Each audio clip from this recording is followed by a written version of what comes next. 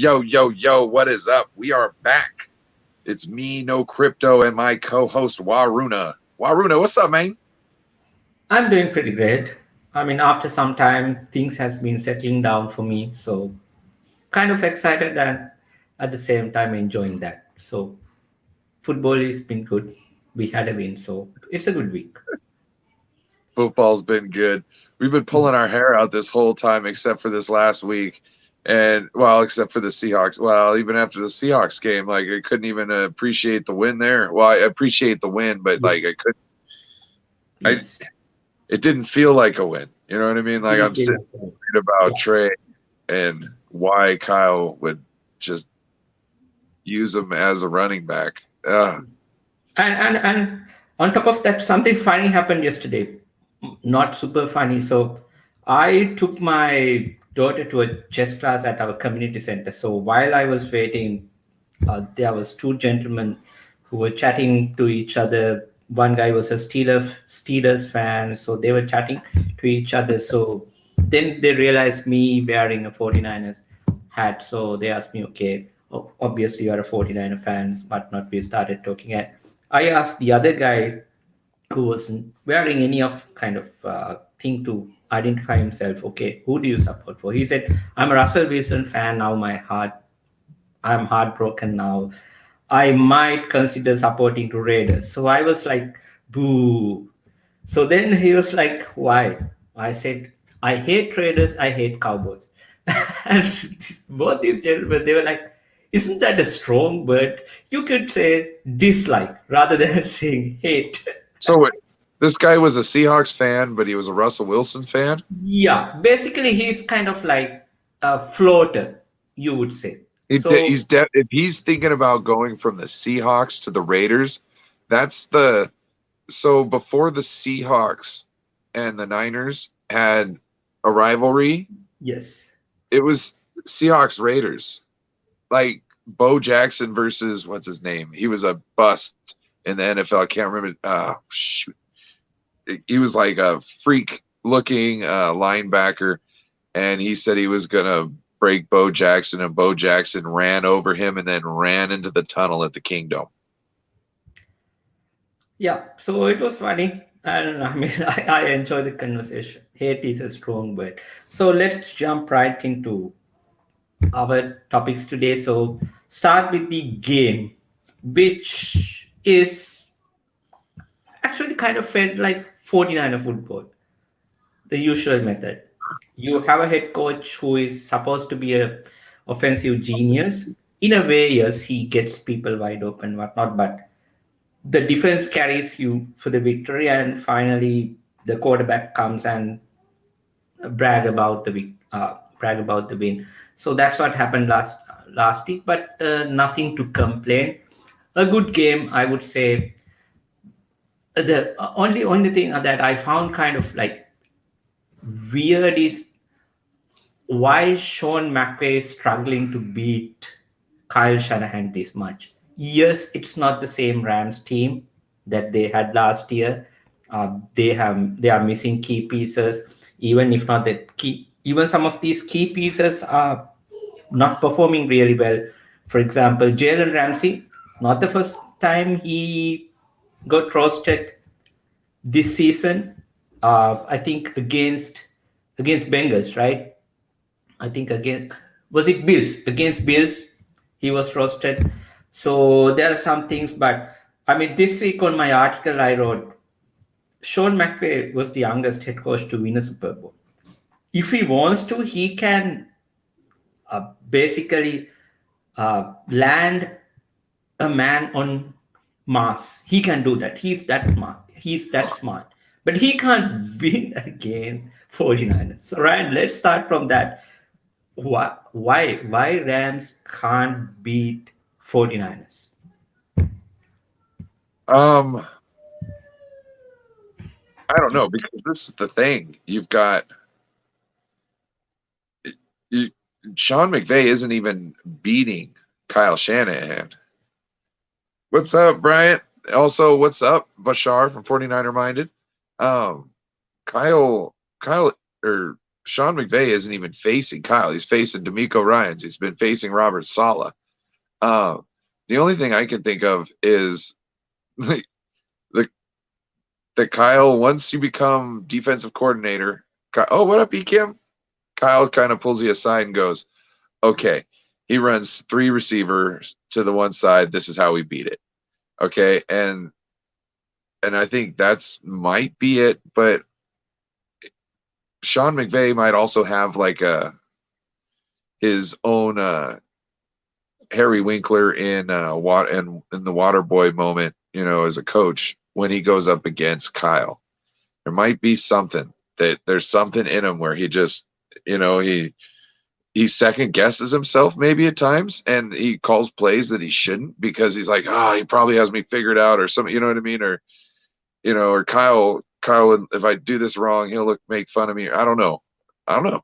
But it seems like Kyle's got his number, but I don't think that's actually that. Because the players change, and still, like, they won a Super Bowl. But they could only beat us in the finals or in the championship game when we're all broken and we don't got a quarterback that can do anything. Like, that's the only time they can beat us. If they were the Super Bowl champions with the quarterback playing how Jimmy was, they should have just slapped us. You know what I mean? It was down to the wire. And the reason being, it's a whole team. It's the whole team. It's the people on the ground. It's all that. Yeah, I have no idea why it's always like this, but there's still things I look at the game and I'm like, I think Kyle, there's a lot for room for improvement. Like, I'm not sold on the running game. Yeah, but I think to be fair with Kyle on that, because I saw there were multiple occasions that now Kyle doing what he can, what basically getting people open. I mean, there was a one play that I saw Rich Madrid. Basically, he did an analysis where Jimmy Garoppolo took the easiest option rather than trying to go for Kyle Juszczyk, who was literally wide open. So those things are happening. At the same time, I think if the thing is to running game to improve, if a quarterback can make this kind of throws, make this kind of plays, then the offense will look like dangerous, and the defense on the other side will start guessing, okay, what's their next move? So then the more gaps will open up for the running game. So I think this is like basically close to the 90% of efficiency that we can get to what we saw on Monday. I don't think the 49er offense will be much more efficient than this. Maybe they have another 10% to improve, because the reason is no matter how, I mean, let's put Kyle Shanahan aside, right, for the moment. What if we have Andy Reid as our coach? How many points would they score?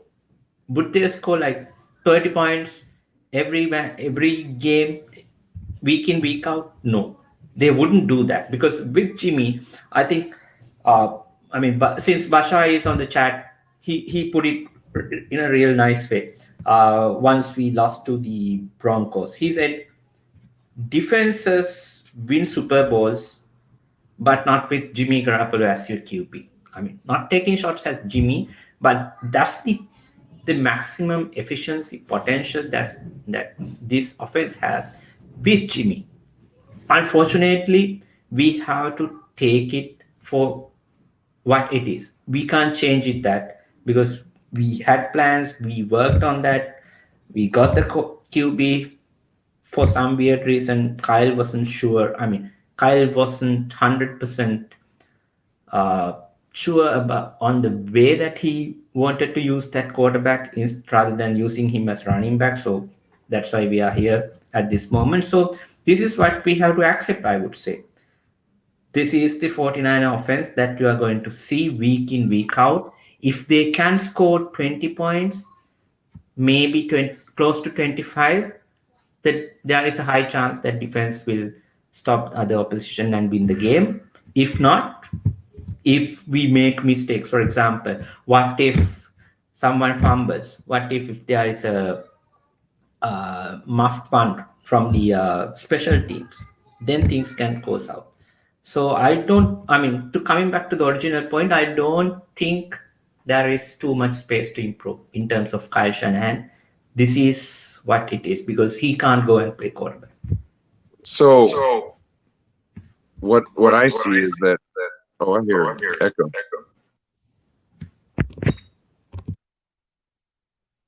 So what I see is we are running a whole bunch of, where are we running Deebo Samuel? Right up the middle, right? Where are all our run plays going? We're not outside zone anymore. We got a whole bunch of outside zone offensive linemen. What up, David McNew? And I don't know why we should be thinking we're going to be able to do as well as we are right now with the running game, trying to push these big guys around with outside zone linemen. You need somebody fast, quick to get out there to the edge, right? That's who Kyle Shanahan drafts. And he's now asking them to play a power style of football where you're running the ball up the gut. Instead of running Deebo up the middle, how about pitch it to him to the outside in a zone run scheme? Or you can do a handoff and then he's got an inside zone in case everybody bites on the outside zone with him, which they'll probably do because everybody overcommits and crashes when they see Deebo going one way. So for him to get everybody out of position with a couple of steps and then cut back the other way, you could do a lot more. The offense, supposedly we're, such as this great running offense, right? But we cannot, I haven't seen us sustain a drive this year with us rushing, other than maybe the Chicago game. We haven't been able to put our head down and run forward since sometime maybe last year. You know what I mean? Maybe even the year before that. We need to get back to being able to run the ball consistently and get first downs, not have to rely on Jimmy.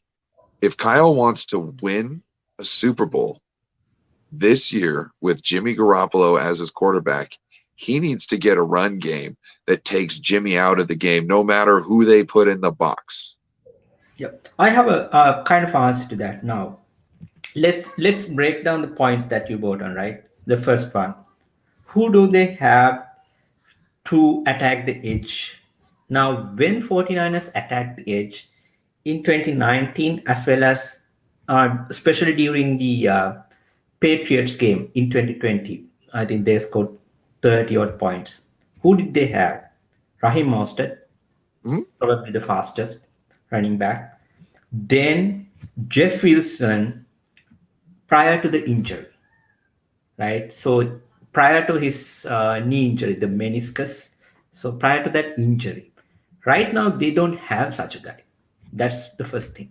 And as that's why I said Deebo. I mean, yes, but again, it's safer. It's safer than going up the middle. That's the part I want to come into the second point as my answer. Now, 2019, I think this is kind of a common argument or rather vibe that I have seen among 49er fans as well. Where is the 2019 offense? I think we were the second in terms of points scored per game. 2019, the league was still finding out the 49 offense. They were decrypting 49 offense. That was they reached their maximum in 2019 with Jimmy Garoppolo. Now, the league knows the tricks. The league knows what to expect. Basically, it's predictable because I was watching, I think after the game, probably after the Broncos game, Jesse did an after game show with another gentleman. Sorry, I can't remember his name. So he was... Oh, the Broncos? Yes, after the Broncos game. So Oh, they were discussing. So something like, now he was watching, Perna. the other gentleman was watching the game, and he was just shouting at this TV. Okay, this is going to be the next play that Kyle Shanahan is going to call, right? Now his wife asked, "How do you know that he's going to do this in your next play?" So the bottom line is, if a, let's say, let's call ourselves average people, right? If an average people who doesn't get paid to be coaches or whatever, the analyst in football, can figure out what Kyle Shanahan is going to do next, the people who are getting paid in other teams, they will do it in instant, a week before, a month before. That's the problem we have right now. So it's not Kyle Shanahan's problem, it's a systematic problem. We reached our Oh, maximum in 2019. it's Kyle's system. It is his It's problem. Kyle's system. It's a systematic problem in the sense he doesn't have the quarterback to any. It's like basically, for think like this, right? So say you are late to work one day. You going to go and say, "Hey, sorry, I had a flat tire today." You tell the same thing next week after. Your boss figures out, okay, this guy is doing something wrong. Even when the next day before you go to him, he would ask, "Oh, flat tire again today, buddy? Okay, go back to work."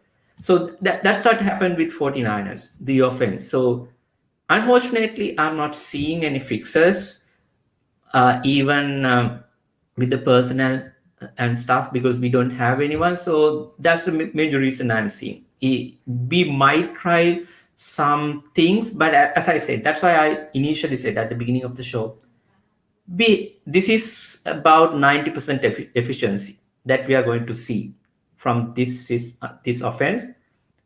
We can change, fine tune few more things, and get it to next 10. Even, I mean, remember, I mean, let's just, I mean, mentally walk through the last game, right? We needed some special plays.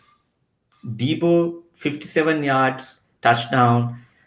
We need something, some miracles to happen every game if we are to score. Even with, I mean, imagine if Debo did, if in any other offense, if a player had a 57 I mean, touchdown run after the catch, then you have another 32-yard touchdown with Jeff Wilson. How much would they score, right? That's 14 points aside. They would score at least another 14 to 17 points. But how much did we score? 17. Another We 7 came from our defense. we we can't bank on broken plays. That's That's the what we problem. scored on. That's the Yeah, problem. that's and there's things Kyle can do. He just has to go away from what he's used to. He has to try new stuff out. Okay. Now look, this is the other thing. The beauty about the zone is because if you plan it out right, you've got the zone to the outside, and if things aren't looking well from the start, the running back can cut it back inside with a crackback block. Or, you know what I mean? With the Yeah. lineman pulling from the other line and open up the other side hole on the backside. I think we could use that so well right now. And I would like to see Jimmy on some bootlegs. And not like he runs like hella far, because he's not good at that. But I'd like to see him move to another spot and try and get there to get some movement. Also, if you're going to put Debo in the backfield, don't run him up the middle. If you're going to put him in the backfield, pretend to run him up the middle. Like, hand the ball off to somebody else and then have him just be a fake and then just sit behind an offensive lineman. You know what I mean? Yeah, I So think, again, to answer that, we have limited number of players to do this all the planning. where's Jordan Mason? Yes, I mean, that's a fair question. where I see, but for some reason, Kyle always likes to like run whatever the player he's starting, running him to the ground. Okay, use one. Okay, bring me the next guy. So there is no rotation and stuff. Yeah, that's a fair argument, but I think overall, we have like end of the day, it all comes to the QB play. If you have a QB, I mean, imagine, as I said, if we put Jimmy Garoppolo in Kansas City Chiefs, and we basically swap the quarterbacks, Mahomes to 49ers and Jimmy to Chiefs, what would happen? Kyle would Andy choke. Reid, I mean, Andy Reid wouldn't look the genius he is now. So that's the thing. Not if he traded for him.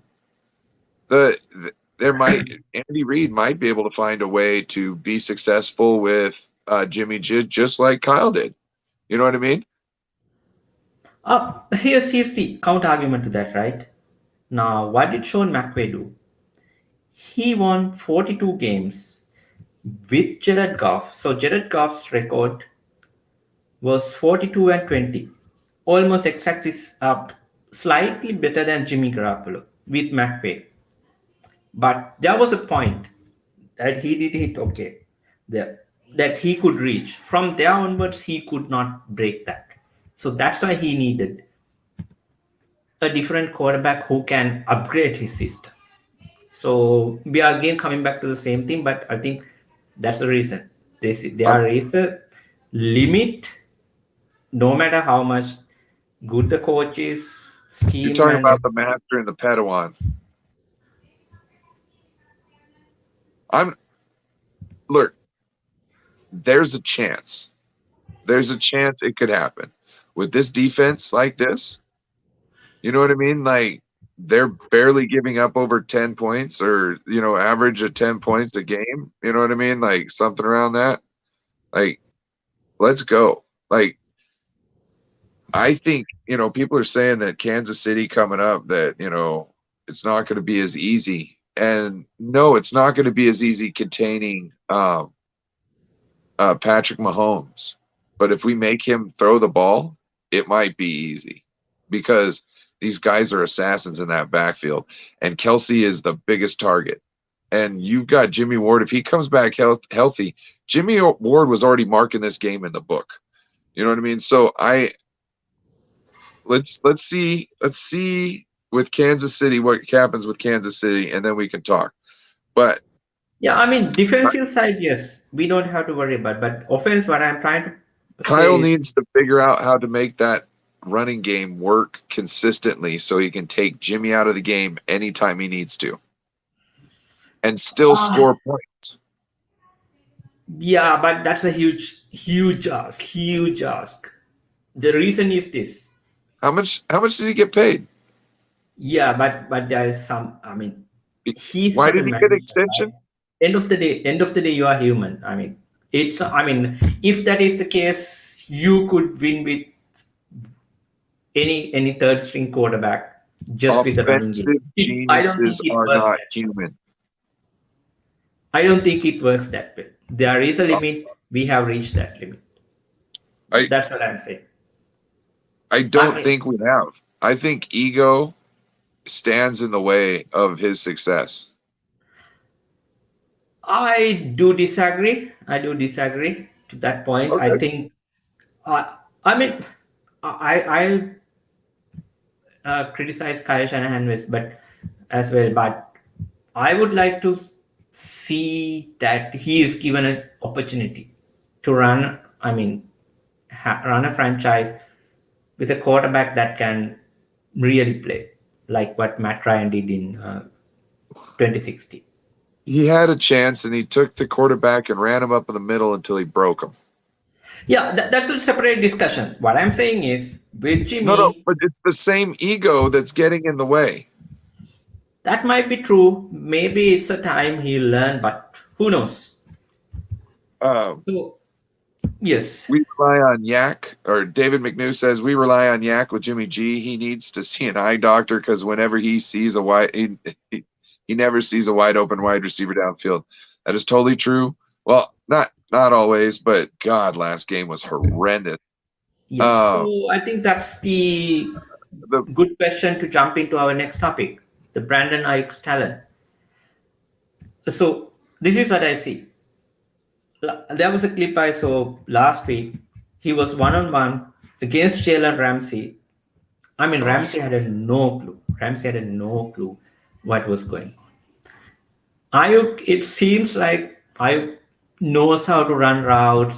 I mean, especially last year, I remember there were at least more than a couple of occasions Ayuk was on the wrong side of the field, meaning he was supposed to be there was I mean like for the designated play he was supposed to be on one spot, but he was lining up in the other side. So it happened, and he gave some penalties, so and so forth. But this year, what I'm seeing is he has improved. He knows what exactly he wants to do, but there is no quarterback to throw the football to him. So I mean, I was just thinking, what if Ayuk had guy like, even if he had someone like Kirk Cousins, he would probably have 1,000-yard season for sure. So Ryan, what do you think? Is Brandon Ayuk's talent wasted? There are no remedies for that. We can't fix it now. But what do you think about Brandon Ayuk? Yeah. You saw that clip. Do you watch basketball, Waruna? No. So in basketball, there's a play called a crossover. It's where you look like you're going one way, and then you and the ball go the completely other way, and sometimes the guys will like fall down or look like they break their ankles. And that's what he did to Jalen Ramsey. He went inside hella hard. And Jalen Ramsey not only was biting on the route, but he was anticipating where the ball was going to go. And Brandon Ayuk put the brakes on that boy and ran the opposite direction. And I understand the frustration. And this is the other thing, though. I think the only bad thing was you put it on tape, it didn't get used. And do you think Jimmy was going to throw the ball to you with Jalen Ramsey all over you? You know what I mean? That's the only thing I think of. But beautiful route, Brandon. Beautiful, just gorgeous. Yeah, he's missing a lot of people. I think he made a business decision. Like, that one play where who was it? Juszczyk who was open, or I can't remember. Yeah, it was Juszczyk. Without getting the hit, he just took the check down. There was another one to the other side of the field where I think it was Debo. He broke out of the bunch and was totally open. But he might not want to throw those because if he misses them, he can't. There's no way to defend it. You know what I mean? And he doesn't want to put those misses on tape because he knows it's a 50-50 ball. But if he throws into double coverage, he could be like, well, everybody else was covered, is getting pressure, and, I made it in. The ball was a little off place. They got to it. They made a great play on the ball. We just need to do better next time. You know what I mean? Like, it's when you miss that throw, when the guy is open, whether it's been schemed open or they use their athletic ability and the prowess of sport, their football prowess to get themselves open. After that point, it's the quarterback's job to deliver the ball. Yeah. And once the ball's in that area, then it's the wide receiver's job to catch it. But into that point, it's all about the quarterback. And Jimmy makes such bad throws at times with people being that open that it's a 50-50 ball. And he knows damn well that he's just going to get more flack if he misses it. So that could be a thing. Yeah, totally true. Because end of the day, I mean, even though we are talking about whether, let me answer the Ekim's question as well. I mean, if you watch all 22, I'm not saying that every time receiver is, I think somebody said this out there. I mean, every time a receiver is open doesn't mean that that's a correct read. That would have been the play that quarterback should go to. Because sometimes the receiver is open, but the quarterback hasn't even gone through his progression. So, but still, we can see there are plenty of times that Ayuk or the other receivers clearly open that Jimmy Garoppolo could have done it. So, in fairness, Kyle gets people open. Unfortunately, we don't. It's like end of the day, it's like you go to this amazing food court, you see all these nice food, smells good and everything, but you don't have money to buy it. So that's what the situation is. It's not like you don't go to the this food court. You go there. You have the effort. You would walk, let's say, 2 miles from your home to that location, but still you don't have money to do it. So that's the kind of situation that we are in. Basically, end of the day, we are coming back to the same point, the quarterback play and whatnot. But that is the bottom line, because it is what it is. So we have to be. So, sorry, finish. So we have to be just be. I mean, make up our minds. Okay, is Ayuk talent is wasted? Even though I brought up the question, yes, it is wasted. I think he would be used much better with a different quarterback in a different team. Unfortunately, we are not going to see that. So we are going week in, week out, what we are going to see is 49ers have these grind out victories. A defense hold the other team down, and offense just barely get over the line. So that's what's going to happen. So in a way, most of these receivers are underutilized. The talent gets wasted, but it is how it is. So Kyle could be scheming up things all day long, and make it to where it is the best route, because like look at all the attention that Debo gets, right? So move Debo into the area to clear people out with Brandon Ayuk right behind him. Okay, it's almost a screenplay, because everybody's so hyper focused on Debo that Brandon Ayuk is right behind him, and Debo can go into block mode. You might even be able to use a George Kittle to get a block in there for him. You know, like you can't rub somebody. Okay. Hold on for a moment. This is still a screen pass. This is not a true wide receiver down the field play you are talking about. No, but you can use it as the same way. It's down the field.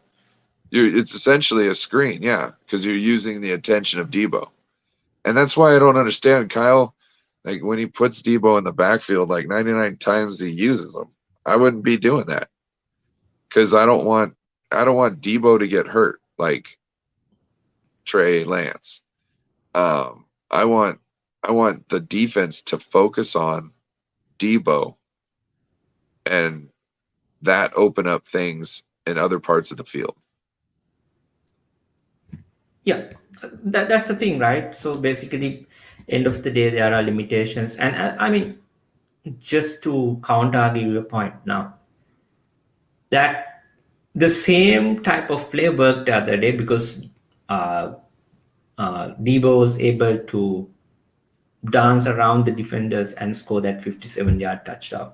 So sometimes it works, sometimes it's not. But what 49ers are doing is, okay, this is what we can do. So we are going to do, basically, it's like Kyle knows, okay, there is a limited chance of this play being successful, but this is the only chance I have, so I'll do it. So basically, I mean, just going back to my food court example, you go to this food vendor and say, okay, I have $1, can I buy this? And he would be like, no, this is like $5. But you go to him like 10 times and ask, okay, I have $1, can I buy this? Then he would be like, okay, what the hell, okay, here's the food.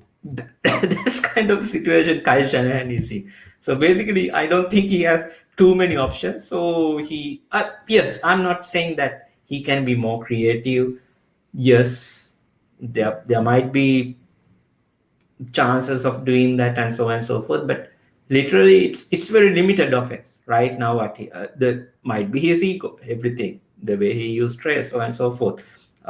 that counts. I'm not saying Kyle is not to be blamed, but at the same time, at this moment of the time of the season, this is what it is.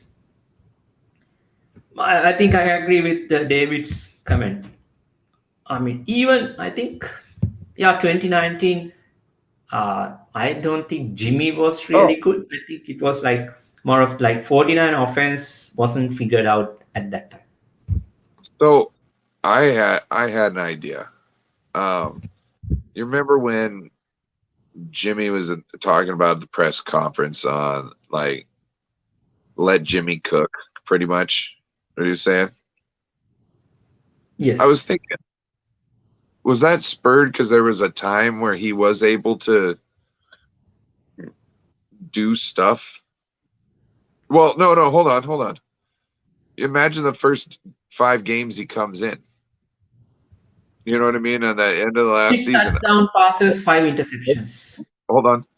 So, but his play was pretty good, and if I remember correctly, most of those interceptions weren't his fault. If I remember correctly, like it was a lot of balls that were tipped in the air and somebody grabbed them. You know what I mean? Like things were looking, they were good until they weren't. You know what I mean? Like the pass was good until somebody else created a play on it. It wasn't necessarily his fault. I'd say about half of them. Anyway, so those interceptions, I mean, that his play then might have been thrown together by Kyle. You know what I mean? And Jimmy was working on the fly. And so then later, after Kyle pulled him in and was like, this is things, maybe that put him into a more of a shell. And then maybe he feels that he's not as optimal of a quarterback in his position at the moment. And that maybe if he was treated like the newbie to the team again, they might have more success. No, I think that's more like a myth created by, I would say, Jimmy G fans, because I have heard about this argument. It's like, okay, Well, no, Jimmy was good, then Kyle Shanahan built a cage to put Jimmy in, and last year I heard things like that. Okay, now Jimmy is his basically his I mean, he's back to the wall, so he has nowhere to escape, so Jimmy would ball out. That was the argument I heard last year. Then they said, okay, once Jimmy moves out from San Francisco, he will be a football player again, he will be free, he will be play whatever the way he likes. I mean, he didn't practice this off season and stuff. He came to the Broncos game. Couldn't he have done that if he hold wanted? on. So these are like, Maybe I I'm mean, not responding let to me my finish point. my point. So these are like all these wrapped around stories just to uh, it has been created to make Jimmy Garoppolo look like what he is not. Just Maybe example. I wasn't getting my point across well. What I meant Okay. was maybe the basic plays is something he excels with. Just the You know, screen passes and short stuff. That's it. you know what I mean? Nothing too complex for him. Maybe that's what I'm saying. Not that Here's the problem, right? The stuff that is not complex to Jimmy, the league knows. League defends these pairs pretty well. So you but don't have too much of a room to wiggle. That's the problem. but there's room somewhere, everywhere, almost on every play. And if Jimmy is able to see that, then he can utilize what he's got in his bag to do that. I'm not being a Jimmy stan here, and No, I nobody do talked me understand, but into this. what I'm saying I is, had some. it I had a is like, thought. I thought maybe there was a time where he was, and the only time I could think of was that when he first started to play, and I thought maybe the playbook was simple and it was easy for him, and maybe that made him feel like he had more control because he knew it all well. You know what I mean? no, And okay. which I don't understand how you don't figure out these Kyle's stuff by this time either, whether that was your So problem or not. See, I don't get that either. yeah, So okay. Now this is in a way that is based on one of Jimmy's comments, right? Now we have to see who he really is, because I mean, this is not again shot at Jimmy, but this is basically criticizing Jimmy Garoppolo, the football player. He is not a trustable person when it comes to what he says, right? Now he said that, okay, uh, let me be free, so on and so forth. Fine. What did he say after Seahawks game? He said, it's like riding a bike. I can do it. The very next week, oh, I was trusty, so on and so forth. And another week he would say something else. So he would always come up with, I mean, he's like someone who always he's playing poker. When he comes to this press conferences, he's playing poker. He's just bluffing. He just making something up, say it out loud.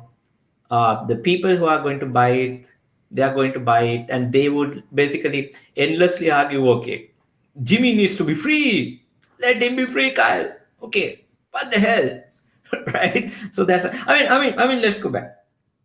Matt Ryan. When did he have his best season? 2016 under Kyle Shanahan.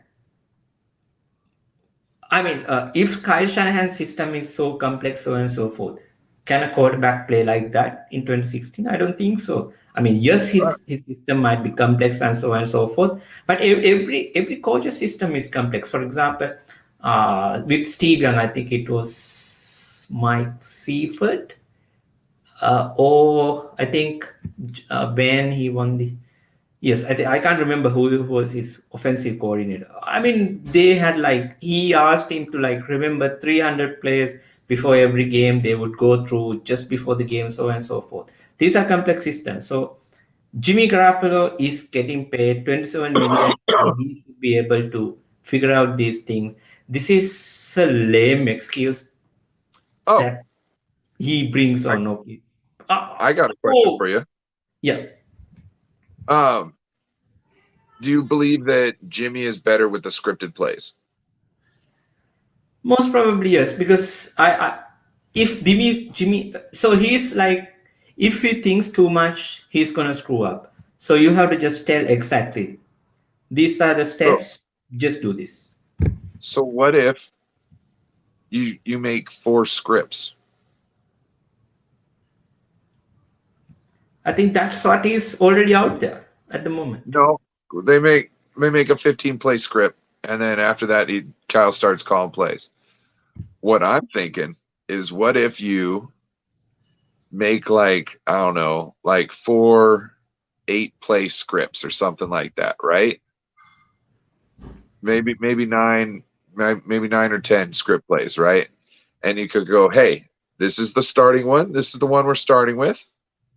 And then you go, this is our another one, okay? And then we've got or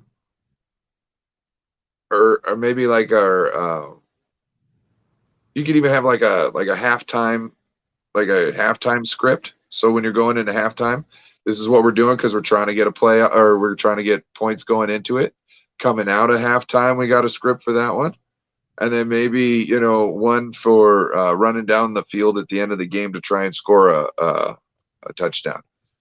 Give him things. So there's options, something maybe he can, like a safety blanket he can hold on to at the end of the game, when we need points and the defense is holding, just something that maybe, like maybe we're up, 2 touchdowns, but Okay. Yeah, I get your point. But yeah, okay. Let me answer to that in a single sentence. This is what last year Kyle said to Jimmy.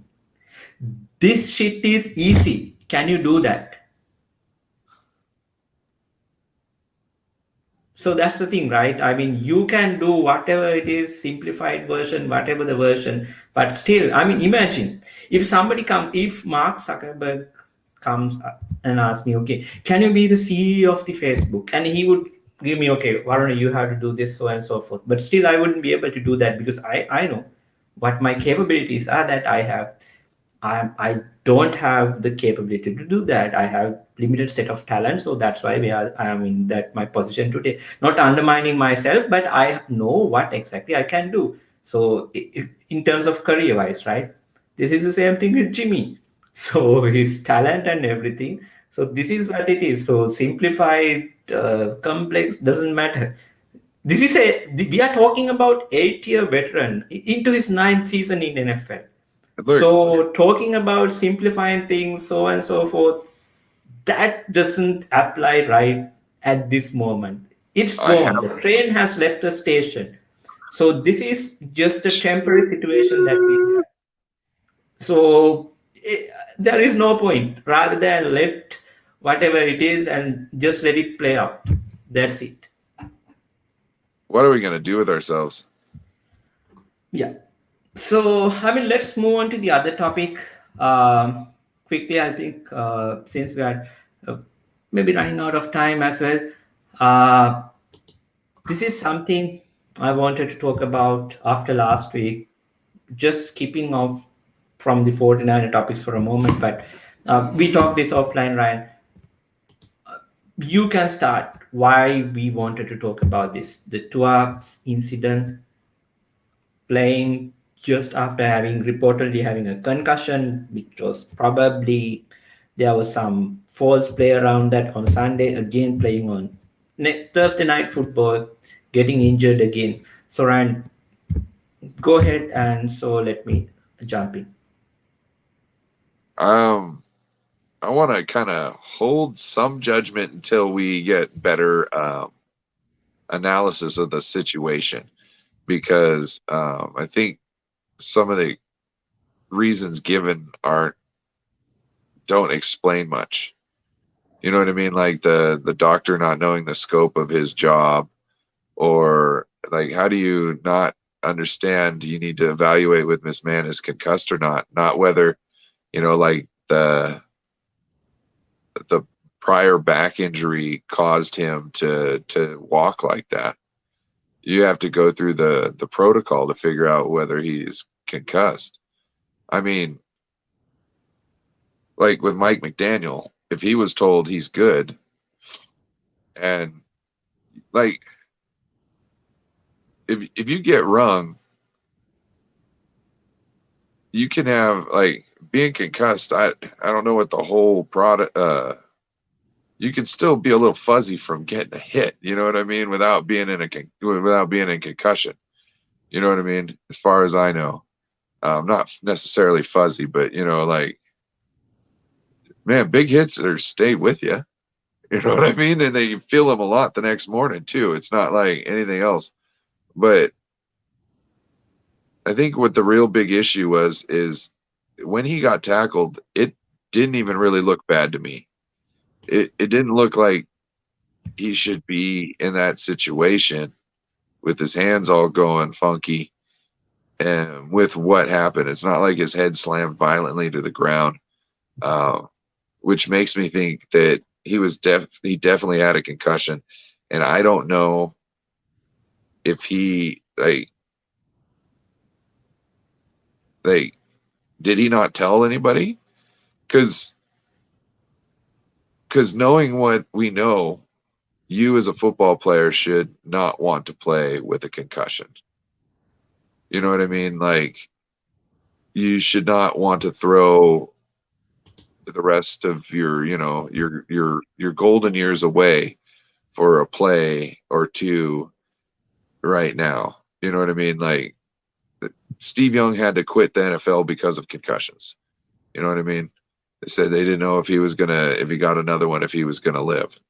So in today's age, when we know about all this and we got special helmets and stuff like that, for him to not discuss with somebody what exactly he was feeling, especially if it lingered, because they do, and the way he went down, and was messed up and got knocked out, that to me says he still had symptoms. And I think some of the coaches should have known, because that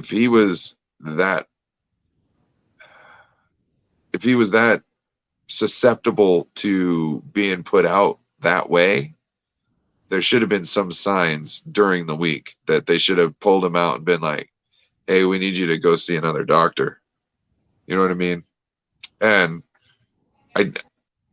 winning is not worth somebody's health as far as when it can be prevented. You know what I mean? Like, Yes. especially with talking about head. Like, if you're talking about somebody's going to sprain something or sprain something worse because it's already sprained, you know what I mean? Like, that's a part of football. You know what I mean? But Yeah, when we're that's part of talking about, every sport. yeah, I mean, players play through injuries.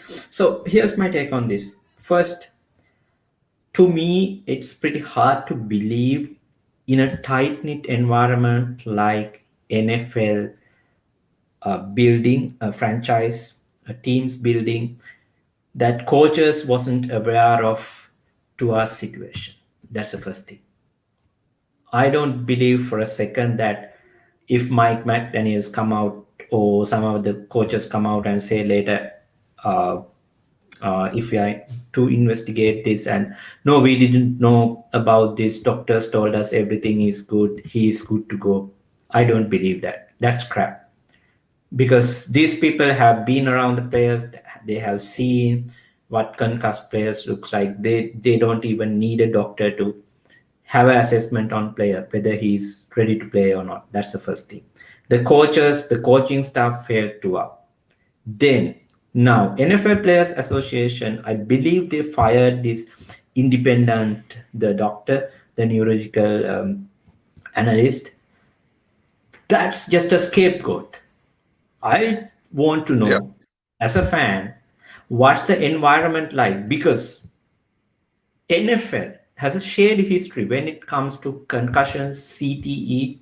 I mean, I think most of have watched the concussion movie, not just the movie, and there are many situations that NFL refuse to accept that head injuries are real, CTE is real, right?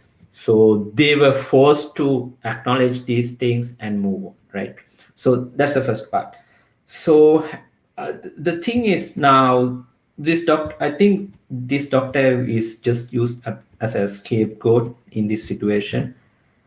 We have to look through why these kind of occurrences, situations occur in one of the most valued sports league in the entire world. Because for some reason there are so many other sports leagues around the world doesn't have that much financial wealth, and the structure and everything does, I mean, let's say 10 times, 100 times better when it comes to player safety.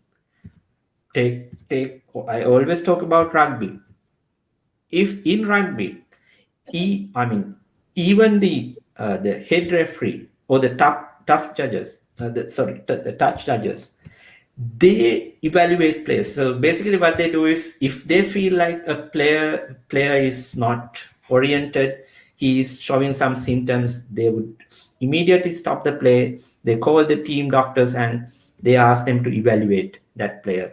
So if something happens, the player is taken out. Now we have something called HIA protocol in rugby, head injury assessment. So player can go out. Usually in rugby, if you are substituted, you can't come back. But in HIA protocols, they have made sure you can go out, get evaluated for your injury, and you can come back only if the doctors agree, okay, this player is eligible to play. Even after that, when the player comes into the field, the referee himself goes and have a small check, ask a couple of questions to see, just to make sure that player is 100% function that he can play. yeah, So these are like game situations, right? Apart from that, I mean, concussion protocols are like one of the most strict protocols in rugby, even in cricket. Cricket, it's not even a contact sport. In rugby, you have so many very strict protocols. How much time that you are going to miss if it is a concussion? how much time you are going to get monitored. That's why in rugby you are rarely seen or heard. I have rarely heard in rugby that a concussed player was allowed to play another game while he was showing symptoms. It never happens. It literally never happens in rugby. So the player safety is the utmost the concern when it comes to rugby. Now in NFL, I don't see that. I still do believe there are some loopholes, there are some shortcuts. End of the day, I think this is what might have been played out, right? We need a game to be played on national television. I mean, worth of billions of dollars.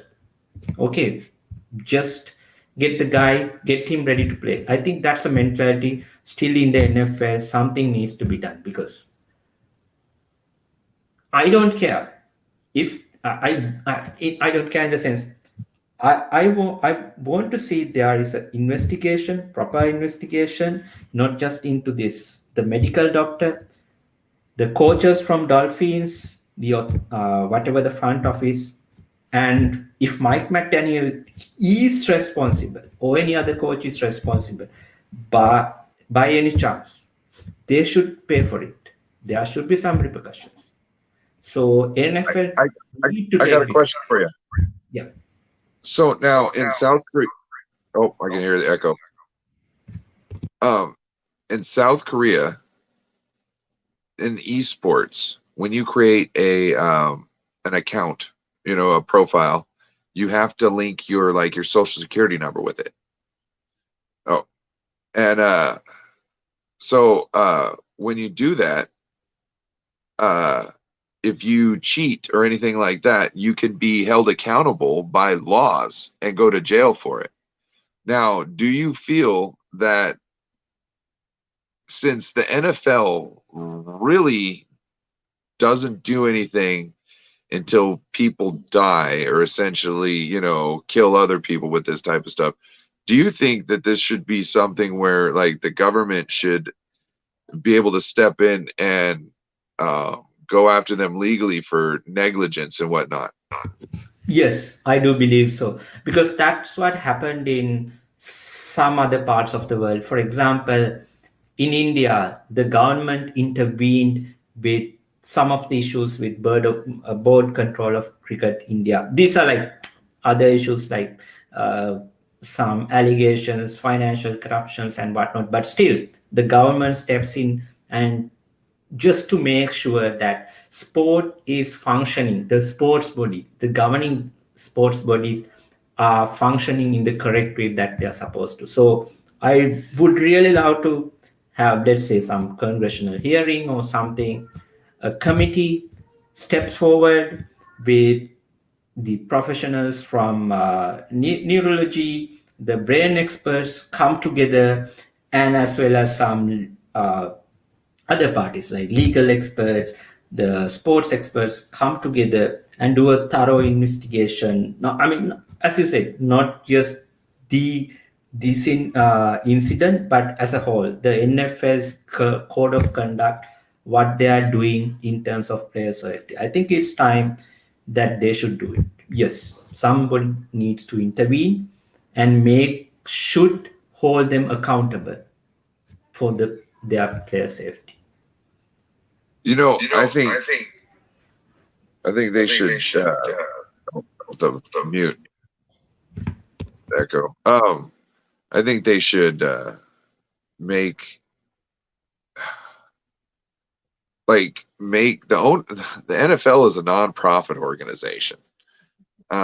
So I think they should have to, I don't know, either figure it out or you lose that status and then we regulate you. You know what I mean? And I think that might whip things into shape. I don't know. I think I don't think it'll ever happen. The money fills them coffers. I don't like them being a nonprofit. Yeah, I think that's a great point. Why we need regulation, especially in terms of this, the regulation needs to be in terms of player safety and the basic code of conduct. Because if we start putting player safety as the number one concerns in NFL, that is going to trickle down to the next level, college football, high school level. That's how it does, right? Because every year now, for example, the World Rugby, the association governing all the bodies in the countries, the World Rugby Association, every year they would make like clear cut rules, protocols for the international rugby players to follow. So from the international bodies, it comes to the next level, like the club levels, school levels. So everything happens that way, because you can't start something from this school level, especially when it comes to player safety. It should always come from the very top level. The who sits at the tops should make an example. Okay, this is what we are going to do. Because my biggest worry is that now in NFL we are seeing these things, the concussions, players, Aaron Hernandez, Junior Seau, players like this, the life tragedies of these things, the CTS and stuff.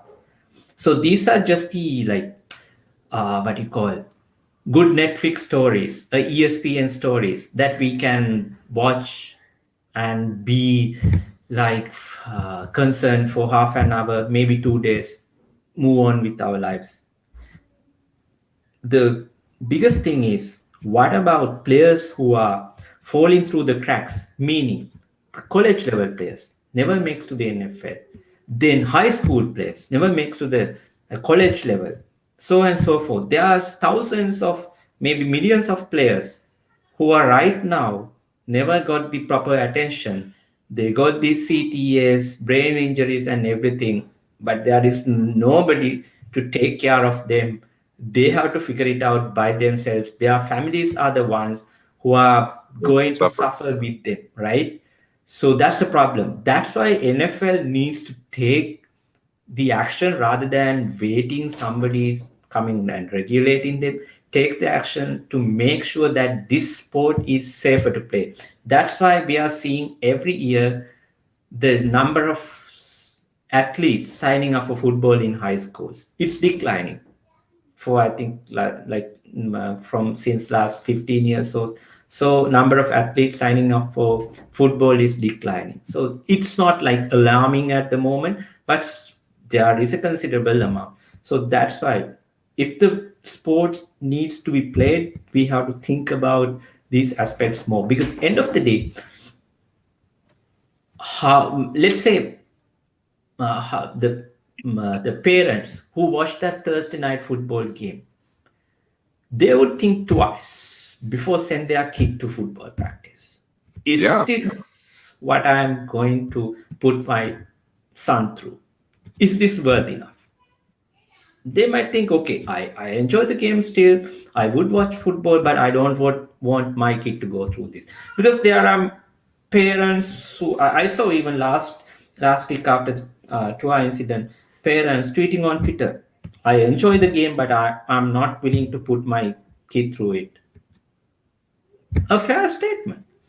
If someone is not stepping up to make sure that game is safe to play, I know it's not going to be 100% safe to play any sport, especially a contact sport. It's not going to be 100% safe to play, or otherwise you have to pay something like bubble soccer or something, right? It's not going to happen, but at least we have to make sure we do our best. I mean, the NFL as an organization, to make sure these things, there are proper things, protocols, procedures in place to get to the next level in terms of player safety. Yeah. So I think with that we're done. I think this is the show for tonight. Yes. Waruna, you got anything you want to say to the people? I just would say, apart from, I mean, we went on a rant about the player safety. So just give a little thought about this, because sometimes I have seen people would come up with this notion saying, okay, if you are not tough enough, don't play the sport, so and so forth. But always think about the players, the people who are suffering because of it. End of the day, because for example, we are not going to share the pain of Junior Seavu's family, right? We are not going. I mean, we could send out a tweet saying, "Okay, we'll pray for your family, so on and so forth." But eventually, we are going to move on with our lives. So that's why safety is, excuse me, safety is important. So just give a little thought of, think about that. But other than that, enjoy the football.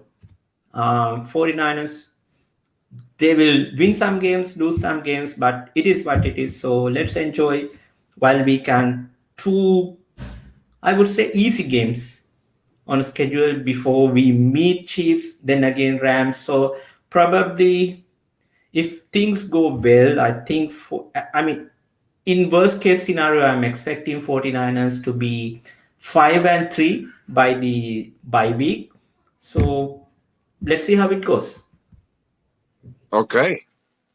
So I want to thank all the everybody that showed up today to watch the show. Bryant, um, Kim, Basha, Kim, David McNew, David, Tony. Tony.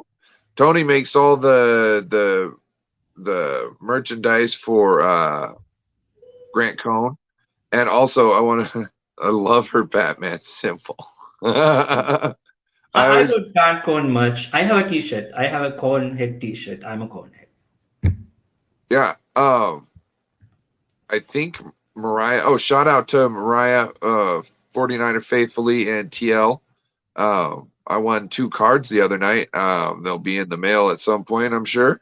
But they do a great show, and they were talking about their merch, and I told them make sure you get a hat, because then when I go on there, I could be wearing my 49er Faithfully hat. You know what I mean? So Tony, why are we gotta? Oh, I gotta get me in another minute. Waruna, you need a more on him in a minute hat. Yes, I need to get that hat. Yes, I need to get that hat. Yes. Yep. Okay. Thank you all for showing up tonight and tuning in. We really appreciate you. Have a wonderful evening. Yes. Stay safe. Stay hydrated. Shout out to Stanil.